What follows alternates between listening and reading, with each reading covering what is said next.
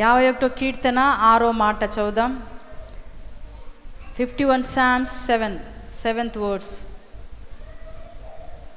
తీసిన వారు చదవండి. నేను పవిత్రుడగునట్లు హిస్సోపుతో నా పాపము పరిహరింపుము. హిమము కంటెను నేను తెల్లగా ఉండునట్లు నీవు నన్ను కడుగుము. హల్లెలూయా. ఇక్కడ దావీదు పశ్చాత్తాపంతో ప్రార్థన చేస్తున్నాడు. దావీదు బెత్షెబాతో పాపం చేశాడు, మీకు అందరికీ బాగా తెలుసు. ఆ పాపం చేసిన తర్వాత పాపం వెంబడి పాపం చేస్తూనే ఉన్నాడు. ఆ పరిస్థితిలో దైవ సేవకుడు వచ్చి, నాతాను ప్రవక్త వచ్చి దావీదుతో అంటున్నాడు, నువ్వు చేసేది మంచి కాదు. ఒక ఉపమానం ద్వారా ఈ సేవకుడు ఏం చేస్తున్నాడు, దావీదుతో చెప్తున్నాడు. అయితే దావీదు ఆ సేవకుడు చెప్పిన మాటకు లోబడ్డాడు. అవును కదా, నేను తప్పు చేశాను, పాపం చేశాను, బెత్షెబాతో పాపం చేశాను, తన భర్తను చంపించాను, రకరకాల, అంటే ఒక పాపాన్ని కప్పిపుచ్చుకోవడానికి ఇంకో పాపం చేస్తూనే ఉన్నాడు. అయితే ఎప్పుడైతే దైవ సేవకుడు వచ్చి అతనితో మాట్లాడాడో, దావీదు రాజుతో చెప్పాడో, ఎప్పుడైతే మాట్లాడాడో దావీదు ఏం చేసి తెలుసా, పశ్చాత్తాపుడయ్యాడు. ఇందాక మనం చదువుకున్నాం 51 కీర్తనలో 6వ మాటలో, ఇంకోసారి నేను చదువుతాను. నీవు అంతరంగంలో, చూడండి 51 కీర్తన 6వ మాట, నీవు అంతరంగంలో సత్యము కోరుచున్నావు, అంతర్యమున నాకు జ్ఞానము తెలియచేయుదు. నీవు అంతరంగంలో సత్యము కోరుచున్నావు, ఆంతర్యమున నాకు జ్ఞానము తెలియచేయుదువు. హల్లెలూయా. ఇక్కడ మొట్టమొదటిగా ప్రభువు ఏం కోరుతున్నాడో తెలుసా, ప్రభు ఏమి ఇష్టపడుతున్నాడో తెలుసా, మన దగ్గర నుంచి ఏమి కోరుతున్నాడంటే మన ఆంతర్యంలో సత్యమునే కోరుతున్నాడు. ఈరోజు చాలా జాగ్రత్తగా ఈ మాటలు వినండి. దేవుడు కోరదేంటో తెలుసా, నీ ఆంతర్యంలో సత్యమే కోరుతున్నాడు. నీ హృదయంలోని సత్యమే కావాలని ఇష్టపడుతున్నాడు. అలలో మనలో అసత్యముతో జీవించడానికి వీలు లేదు, అబద్ధాలు చెప్పి జీవించడానికి వీలు లేదు. అందుకే భక్తుడైన దావీదు ఏం చేస్తుందో తెలుసా, ఒక ప్రార్థన చేస్తున్నాడు. 5వ వచనంలో చూసినట్లయితే, నేను పాపంలో పుట్టినవాడను, పాపంలోనే నా తల్లి గర్భమున ధరించెను. నీవు అంతరంగంలో సత్యము కోరుచున్నావు, ఆంతర్యమున నాకు జ్ఞానము తెలియచేయుదువు. నేను పవిత్రుడగునట్లు హిస్సోపుతో నా పాపము పరిహరింపుము. హిమము కంటెను నేను తెల్లగా ఉండునట్లు నీవు నన్ను కడుగుము. హల్లెలూయా. ఎంత అద్భుతమైన ప్రార్థన చేస్తున్నాడు ప్రియదేని బిడ్డ, ఎంత అద్భుతమైన ప్రార్థన చేస్తున్నాడంటే, అయ్యా నాలో ఉన్న పాపాన్ని మీరు తీసివేయండి, హిమము కంటే నన్ను తెల్లగా మార్చండి, హిస్సోపుతో నన్ను కడగండి అని పశ్చాత్తాపంతో ప్రార్థన చేస్తున్నాడు. దావీదు తెలుసుకున్నాడు, నేను పాపం చేశాను, నేను పాపిని అని తెలుసుకున్నాడు. తెలిసిన వెంటనే ఏం చేసి తెలుసా, రాజు అయిన దావీదు ఏం చేసింది తెలుసా, ఈ విధంగా ప్రార్థన చేస్తున్నాడు. అయ్యా నేను పవిత్రుడగునట్లు హిస్సోపుతో నా పాపం పరిహరించుము, హిమము కంటెను నేను తెల్లగా ఉండునట్లు నీవు నన్ను కడుగుము. ఇక్కడ 6వ వచనంలో రాస్తున్నాడు భక్తుడు, నీవు అంతరంగంలో సత్యము కోరుచున్నావు. అయితే మొట్టమొదటిగా ప్రభు ఏం కోరుతున్నాడో తెలుసా, మన దగ్గర నుంచి ఏం కోరుతున్నాడో తెలుసా, మన అంతరంగంలో సత్యమే కోరుతున్నాడు. మన హృదయంలో నుంచి ఏం కావాలి, సత్యమే రావాలని ఇష్టపడుతున్నాడు. ఈరోజు చాలామందికి సత్యం మాట్లాడితే ఇష్టం ఉండదు. హల్లెలూయా. నిజాలు మాట్లాడితే ఇష్టం ఉండదు, అసత్యాలు అబద్ధాలు మాట్లాడితే చాలా ఇష్టం. చాలామంది క్రైస్తవులుగా పిలువబడుతున్న వారే, దేవుని బిడ్డలుగా ఉంటున్న వారే చాలా మట్టుకు ఈజీగా అబద్ధాలు మాట్లాడుతుంటారు, ఈజీగా అబద్ధాలు చెప్తుంటారు, ఈజీగా భయంకరమైన మాటలు మాట్లాడుతుంటారు. ఎందుకో తెలుసా, వారి అంతరంగంలో సత్యము లేదు కాబట్టి. ఈరోజు ప్రభు అంటున్నాడు, ఈ సత్యాన్ని తెలుసుకున్నాడు దావీదు మహారాజు. సత్యాన్ని తెలుసుకుని నేను చేసిన తప్పు అని తెలుసుకున్నాడు. అందుకే పశ్చాత్తాపంతో అంటున్నాడు, అయ్యా ఈ సోపుతో నా పాపముని కడగండి, నన్ను పవిత్రంగా చేయండి అయ్యా, హిమము కంటే తెల్లగా నన్ను మార్చండి అని దావీదు రాజు ప్రార్థన చేస్తున్నాడు. ఎంత అద్భుతమైన ప్రార్థన. ఈరోజు ప్రభు మనతో మాట్లాడుతున్నాడు. దేవుడు మన దగ్గర నుంచి కోరుకునేది ఏంటో తెలుసా, సత్యమునే కోరుతున్నాడు. మన నోట్ల నుంచి వచ్చే మాటలు ఎట్లా ఉండాలో తెలుసు, సత్యమే మాట్లాడాలి, నిజాలు మాత్రమే మాట్లాడాలి, అబద్ధాలు మన నోటి వెంట రానియకూడదు, అపవిత్రమైన మాటలు మన నోట్ల నుంచి రాకూడదు. అపరిశుద్ధమైన లేకపోతే భయంకరమైన పాపపుతో కూడిన మాటలు మాట్లాడకూడదని ప్రభు కోరుతున్నాడు ప్రియత. అందుకే దావీదు ఆ పాపం చేశాడు. ఆ పాపం చేసి ఎప్పుడైతే నాతాను ప్రవక్త వెళ్ళి అతనితో మాట్లాడుతున్నప్పుడు అతడు పశ్చాత్తాపడ్డాడు ప్రియదేని బిడ్డ. ఈరోజు ప్రియ దేవుని బిడ్డ, నీవు కూడా మన జీవితాల్లో అలాంటి మనసు మనం కలిగి ఉండాలి. మన హృదయాలు ఎప్పుడు ఒకటే అనుకోవాలి, నేను సత్యమే మాట్లాడాలి ప్రభువా, నా నోట్లోంచి అబద్ధాలు కానీ అసత్యాలు రాకూడదు, సత్యమే మాట. ఎంత కష్టమైనా, ఎన్ని బాధలు వచ్చినా, ఎన్ని శ్రమలు వచ్చినా నేను మాత్రం అసత్యాన్ని అబద్ధాలు మాట్లాడకూడదు. సత్యం మాటలే నా నోట్లో నుంచి రావాలి. చెప్పట్లు కొడదామా? హల్లెలూయా. ఎప్పుడైతే మనసు కలిగి ఉంటావో ప్రభు నీ నోట్లో నుంచి ఎలాంటి మాటలు వస్తాయో తెలుసా? సత్యమే పలుకుతావు. ఎప్పుడు నీ నోట్లో అబద్ధాలు రావు ప్రియదేని బిడ్డ. ఎప్పుడు భయంకరమైన పాప మాటలు నీ నోట్ల నుంచి రావు. రకరకాల మాటలు, లేకపోతే చాడీ చెప్తూ ఉంటారు, ఆ మాటలు రావు. ఇవన్నీ రావు. ఎందుకో తెలుసా? నీలో ఎవరు ఉంటారో తెలుసా? సత్య దేవుడు నివసిస్తున్నాడు. మనలో ఎవరు నివసిస్తున్నారో తెలుసా? సత్య దేవుడు నివసిస్తున్నా. ఎన్ని ఆ శ్రమలు సమస్యలు వచ్చినా మన సత్యాన్ని మాత్రం విడవము. అబద్ధాలు మన నోట్లోంచి రావు. అప్పుడు షడ్రకు మేషకు అబేద్నెగోలు వాళ్ళు ఏం చేశారు? భయంకరమైన దేవునికి ఇష్టానుసారంగా వారు జీవించారు, దేవునికి ఇష్టకరమైన బిడలుగా జీవించారు. కానీ వారిని ఏం చేశారు తెలుసా? అగ్నిగుండంలో వేశారు. ఎవరిని? షడ్రకు మేషకు అబేద్నెగోని ఎక్కడ వేశారు? అగ్నిగుండంలో. తప్పు చేశారు వారు? ఏమి చేయలేదు. కానీ దేవునికి అంటే రాజుకు చెప్పిన మాటకు లోబడకుండా అవిధేయత చూపించారు. వారు అనుకున్నారు, మేము ఏమైనా పర్లేదు, నేను మాత్రం ఆ సత్య దేవుణ్ణి మాత్రమే నేను కొలుస్తాను, ఆయన మాత్రమే నేను పూజిస్తానని వారు ఏం ఒక తీర్మానం తీసుకున్నారు. అంతే. వారి ఆ పరిస్థితి వచ్చినప్పుడు, అగ్నిగుండం వచ్చినప్పుడు, అగ్నిగుండాన్ని తప్పించుకోవడానికి, అగ్నిగుండాన్ని తప్పించుకోవడానికి రకరకాల అబద్ధాలు మాట్లాడలేదు, లేకపోతే వారికి మెప్పించే మాటలు మాట్లాడలేదు. కానీ నా దేవుడు నన్ను చూస్తున్నాడు, హల్లెలూయా, నా దేవుడు నన్ను చూస్తున్నాడు కాబట్టి నేను సత్యమే మాట్లాడుతాను, హల్లెలూయా, ఆయన మాత్రమే పూజిస్తాము, ఆయన మాత్రమే సేవిస్తాము, ఆయనే నిజమైన దేవుడని వారు గట్టిగా అరచి కేకలు వేశారు. ఇంకో మాట ఏమన్నారో తెలుసా వారు? నా దేవుడు మమ్మల్ని రక్షించినా రక్షించకపోయినా మేము మాత్రం ఆ ప్రతిమకు మొక్కము. హల్లెలూయా. ఎంత అద్భుతమైన మాట. అంటే సత్యదేవుని వారు ఏం చేస్తారు? ఇష్టపడుతున్నారు, కోరుతున్నారు. సత్యదేవుని వారి హృదయంలో ఉంచుకున్నారు కాబట్టి వారిలో ఎలాంటి మాటలు, ఇలోక సంబంధమైన మాటలు రాలేదు ప్రియదేని బిడ్డ. ఈరోజు ప్రియదేని బిడ్డ, ప్రభు కోరుకుండేది ఏంటో తెలుసా? నీ దగ్గర నుంచి సత్యమే మాట్లాడాలి, అంతరంగంలో సత్యము కలిగి ఉండాలని ప్రభు కోరుకుంటున్నాడు. హల్లెలూయా. అందుకే 6వ వచనం, నీవు అంతరంగంలో సత్యము కోరుచున్నావు, ఆంతర్యంలో నాకు జ్ఞానము తెలియచేయుదువు. దేవుడు మనకేం చేశాడంట? జ్ఞానాన్ని తెలియజేస్తాడు. ఈరోజు ప్రియదేని బిడ్డ, ప్రభు మాట్లాడుతున్నాడు. జ్ఞానము, హల్లెలూయా, పరలోక జ్ఞానంతో మనం నింపబడాలి. హల్లెలూయా. పరలోక జ్ఞానం చేత ఎప్పుడైతే నింపబడతామో మన దగ్గరికి ఎలాంటి వ్యక్తి, ఎలాంటి శక్తి, ఎలాంటి అపవాది, ఎలాంటి సాతాను శక్తులు మన మీదకి వచ్చినా, దాడి చేసినా వాడు మనల్ని ఏమీ చేయలేడు. హల్లెలూయా.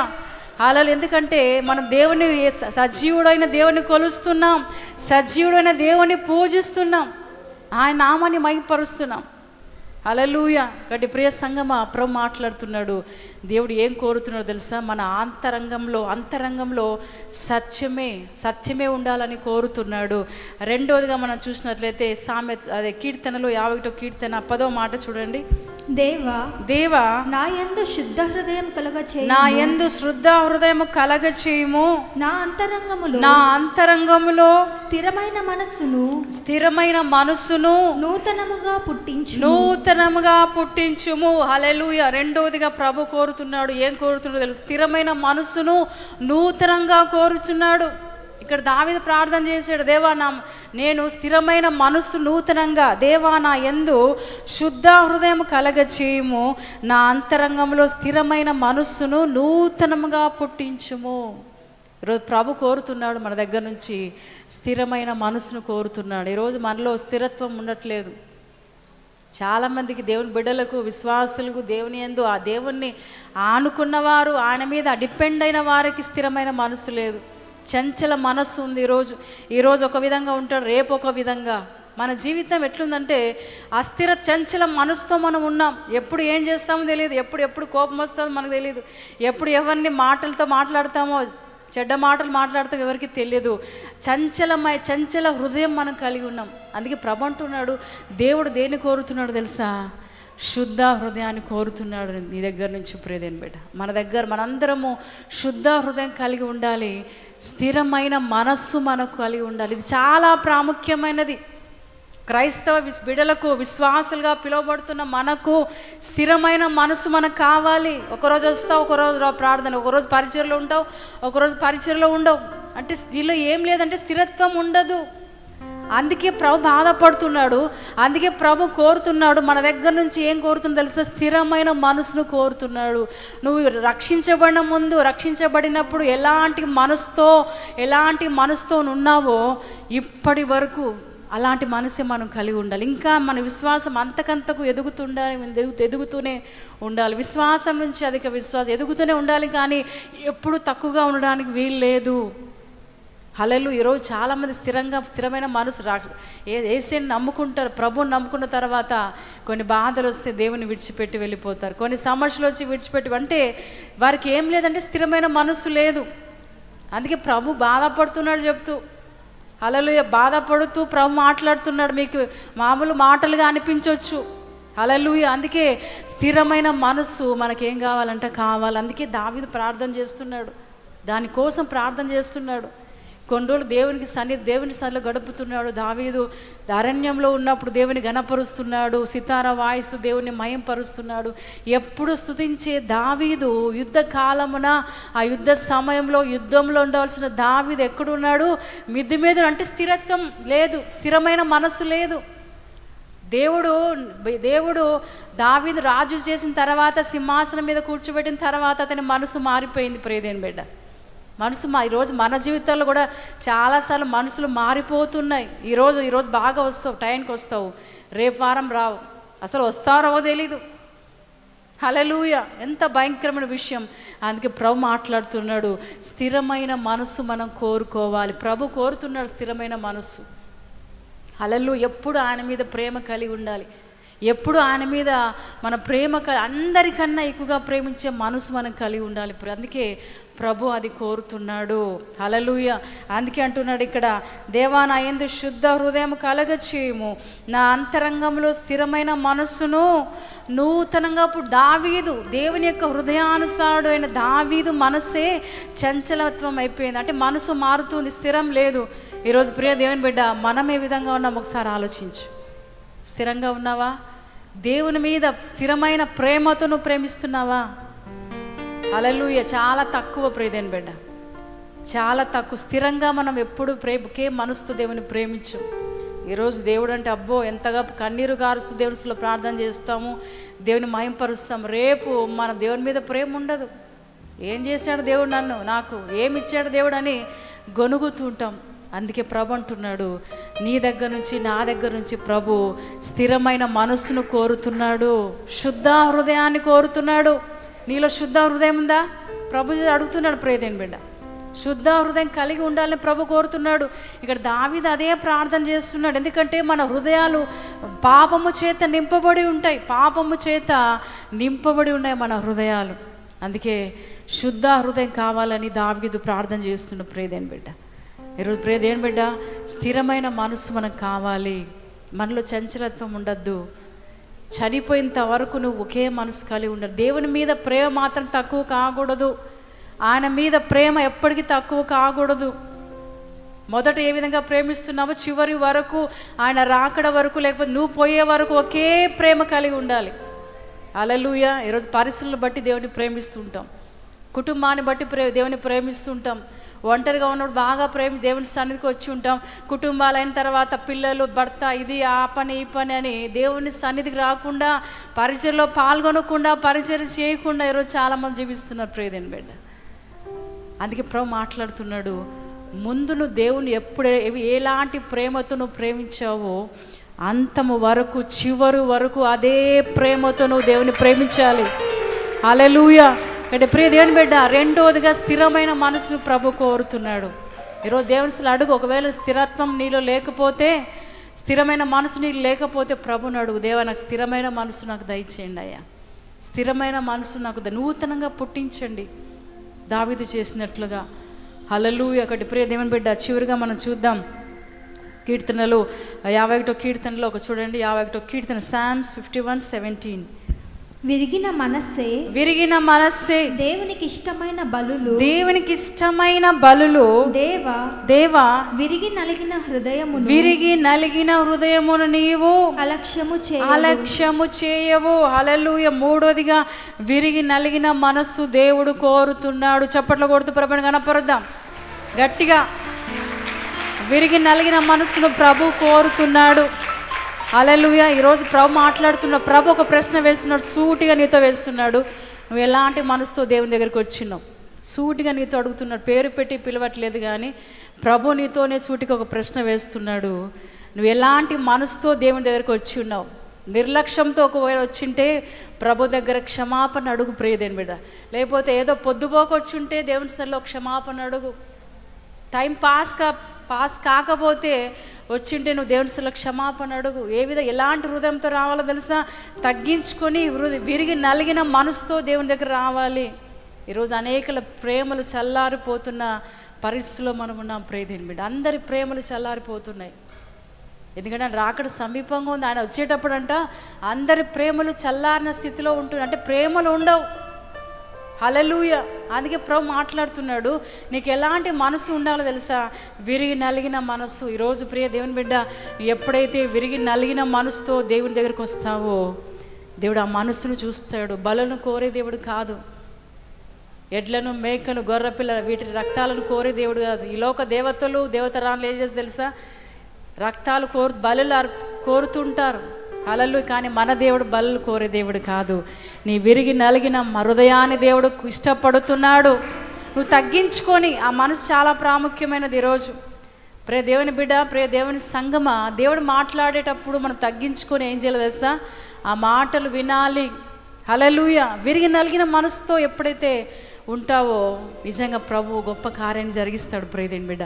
అందుకే అంటున్నాడు 17వ వచనంలో, విరిగి నలిగిన మనసే దేవునికి ఇష్టమైన బలులు దేవా విరిగి నలిగిన హృదయమును నీవు అలక్ష్యము చేయవు. అలక్ష్యం చేసే దేవుడు కాదు మన దేవుడు. నిజంగా హృదయాన్ని కుమ్మరించి దేవుని దగ్గరికి వచ్చి ఉంటావు చూడు, అప్పుడు దేవుడు నిజంగా నీ హృదయాన్ని చూసే దేవుడు ప్రియదేని బిడ్డ.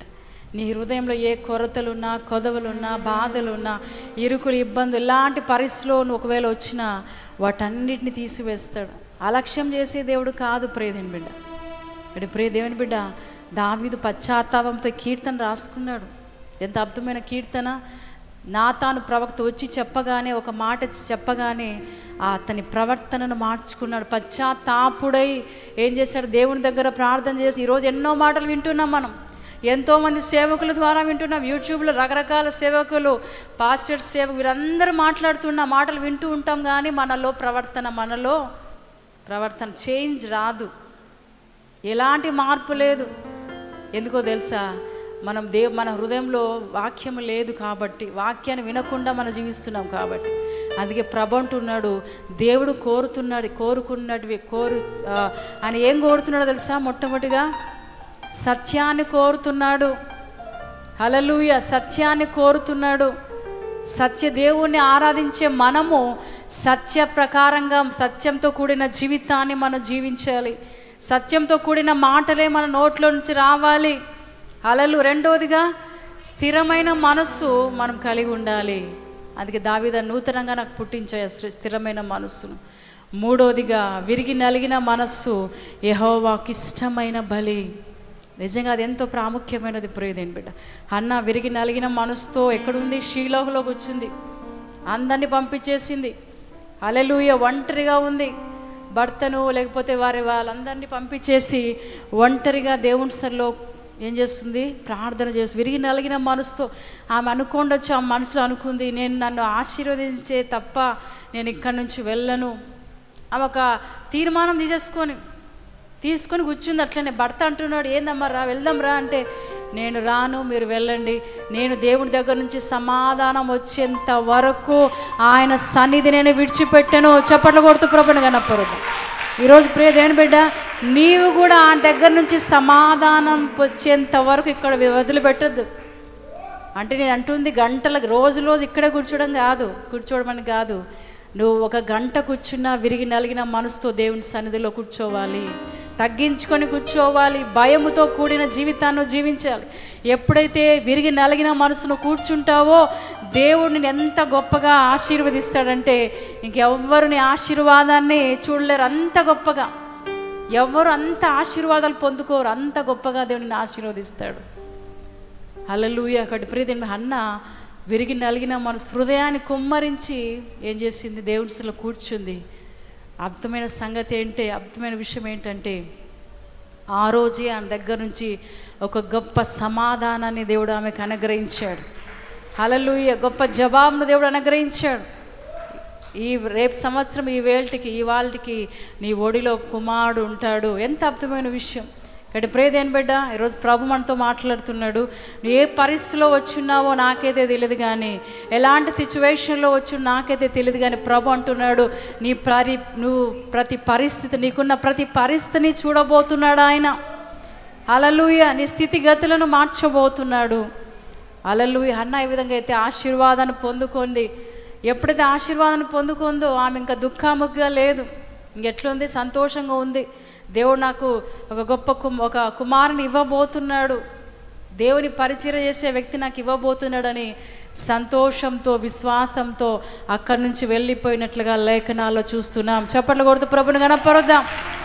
ఇక్కడ ప్రభు కోరుతున్నది 3 రకాలు కోరుతున్నాడు. 3 కోరుతున్నాడు. మొట్టమొదటిగా మన అంతరంగంలో ఎప్పుడు కూడా సత్యమే ఉండాలి ప్రియదేని బిడ్డ, అసత్యాన్ని చూసే దేవుడు కాదు.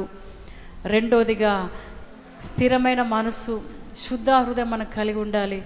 మూడోదిగా విరిగి నలిగిన మనసు మనకు కలిగి ఉండాలి ప్రియదేని. ఎప్పుడైతే ఈ విధంగా ఉంటామో ప్రభు మన జీవితాల్లో కార్యాలు జరిగిస్తాడు. హల్లెలూయా. అన్నాను దీవించాడు, ఆమె ప్రార్థన విన్నాడు, విని కుమారుని ఇచ్చాడు. ఎలాంటి కుమారుడు తెలుసా? ప్రవక్త. హీజ్ ఎ ప్రాఫిట్, న్యాయాధిపతి. హల్లెలూయా. ఒక అద్భుతమైన ప్రవక్తను ప్రభు దేవుడు అనుగ్రహించాడు. సమూయేలు అనేకులు అభిషేకించే అభిషక్తునిగా దేవుడు చేశాడు. హల్లెలూయా. దాని తర్వాత అద్భుతమైన జీవితాన్ని ఆమెకు అన్నాకు అనుగ్రహించాడు ప్రియదేని బిడ్డ. ఇక్కడ ప్రియ సోదరి, ప్రియ సోదరుడా, ప్రభు మనతో మాట్లాడుచుండగా అంత లేచి నిలబడదాం. ఈరోజు ఎలాంటి మనసుతోనూ ఒకటికి వచ్చిన్నావు, ఎలాంటి మనసుతోనూ ఉన్నావు? ప్రభు నీ దగ్గర నుంచి కోరుకుంటున్నాడు ఏంటో తెలుసా? ప్రభుని దగ్గర నుంచి కోరుకుంటున్నాడు ఏంటో తెలుసా? ఆయన అంతరంగంలో సత్యమే మనం కలిగి ఉండాలి. అందుకే దావీదు ప్రార్థన చేస్తున్నాడు, అయ్యా సత్యం, నా అంతరంగంలో సత్యమును కలిగి ఉండేటట్లు కృప చూపించండి అయ్యా అని ప్రార్థన చేస్తుండే ప్రియదేవుని బిడ్డ. నిజంగా ప్రభు ఎలాంటి గొప్ప దేవుడు అంటే, నువ్వు అడిగిన వాటికంటే, ఊహించు వాటికంటే అత్యధికముగా చేయగల శక్తిగల దేవుడు మన దేవుడు. కాబట్టి ప్రభు మనతో మాట్లాడుచున్న అందరు కళ్ళు మూసుకుందాం. ఫ్యాన్ అయ్యండి బాబు. కళ్ళు మూసుకుందాం, అందరు కళ్ళు మూసుకుందాం. ఒక చిన్న మాట ప్రార్థన చేద్దాం. అందరు కళ్ళు మూసుకుందాం. ఎవరు దయచేసి కళ్ళు తెరవద్దు.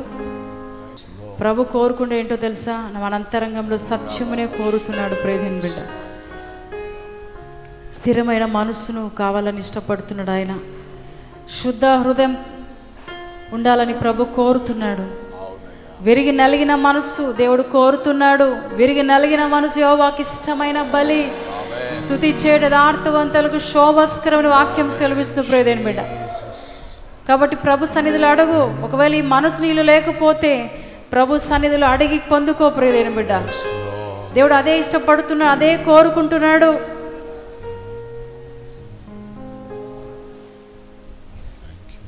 అదే ప్రభు కోరుతున్నాడు. అక్కడందరూ కలిసి ప్రభు సన్నిధిలో ఆయన గణపరుద్దాం, ఆయన నామాన్ని మహింపరుద్దాం ప్రియదేని బిడ్డ. ఆకాశమందు నీవు తప్ప నాకెవరున్నారయ్యా, ఈ లోకములో నీవుగాక వేరే ఆశే లేదయ్యా. ఆకాశమందు నీవు తప్ప నాకెవరున్నారయ్యా, ఈ లోకములో